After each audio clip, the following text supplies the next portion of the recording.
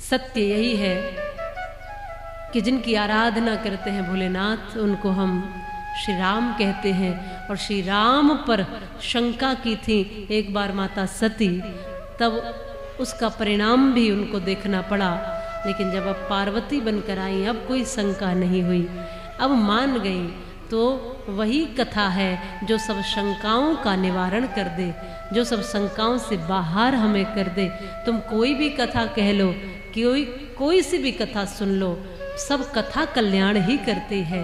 बस जिसमें आपका भाव है, आपके भाव को पूर्ण करने के लिए हमें कभी नाम शिव देना पड़ता है, कभी राम, कभी कृष्ण, कभी भगवती, कभी कोई अन्य देव का नाम देना पड़ता है।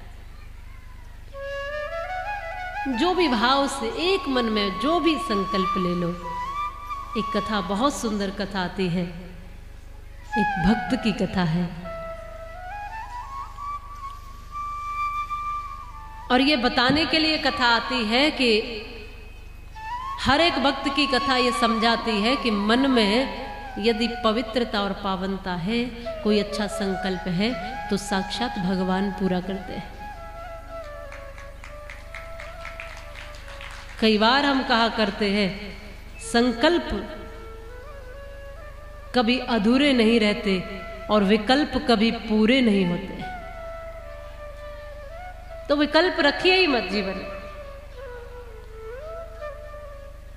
एक कथा है कौशल देश में देवदत्त नाम के ब्राह्मण की, इसको बड़े ध्यान से सुनना। पुत्र प्राप्ति करना चाहता था, इसलिए पुत्रिष्ट यज्ञ रखा।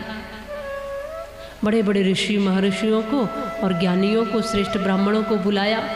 वेद मंत्र के उच्चारण होने लगे, महायज्ञ प्रारंभ हुआ। अब इसमें एक गौमिल ऋषि थे जो वेद मंत्र का उच्चारण कर रहे थे यज्ञ करते हुए, क्योंकि देवदत्त भी ब्राह्मण था और ज्ञानी ही था।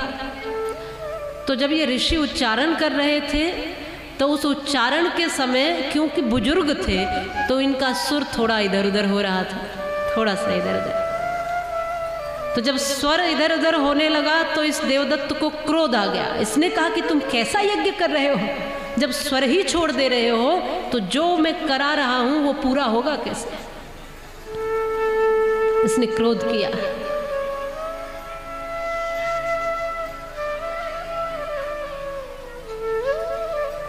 कैसे पूरा होगा?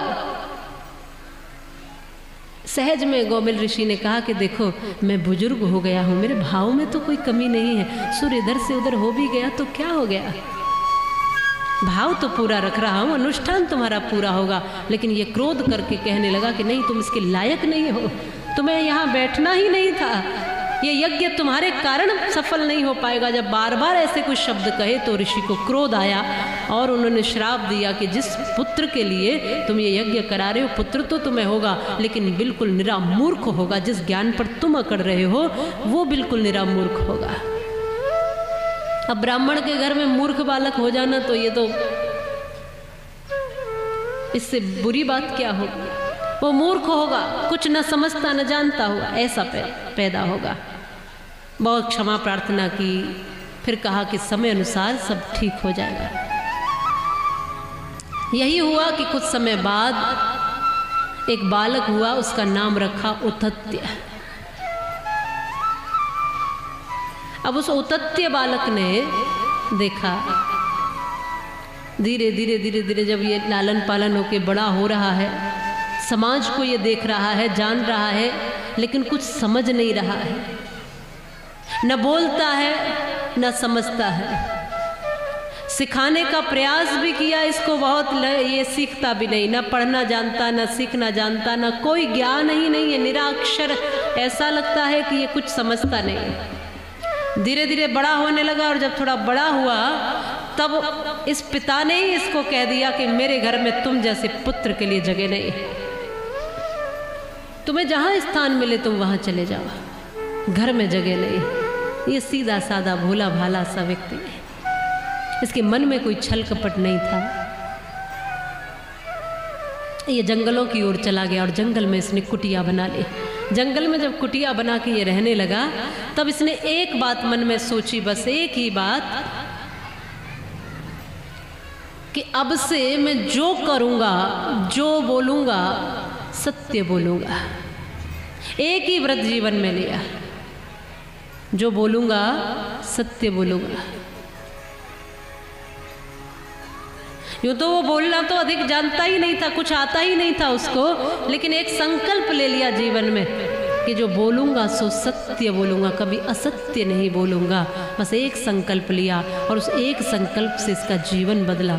याद रखिए, जीवन में कभी भी कोई भी संकल्प एक लेकर तो देखो, कोई भी एक संकल्प, और उस पर चल कर देखो। जो भी संकल्प लोगे वो जरूर पूरा होगा।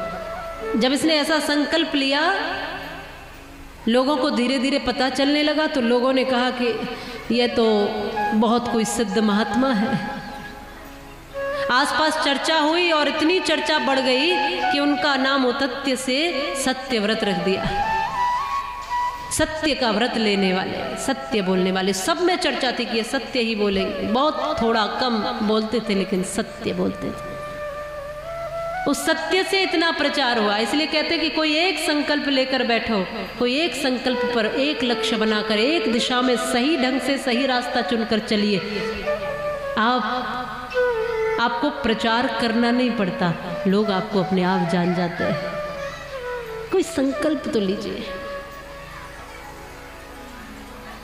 एक बार यूं ही हुआ कि ये कुटिया में अपनी बैठे थे, वहां देखते हैं कि एक विदा हुआ, बाण से विदा हुआ सुअर आता है। उसने देखा, या सत्यव्रत देखकर कहते हैं कि ये कोई जीव ऐसा दुखी है जिसमें तीर लगा है। वेदना मन से थोड़ी सी उठी। वहां देखा कुटिया के आगे से होते हुए वो पीछे चला गया।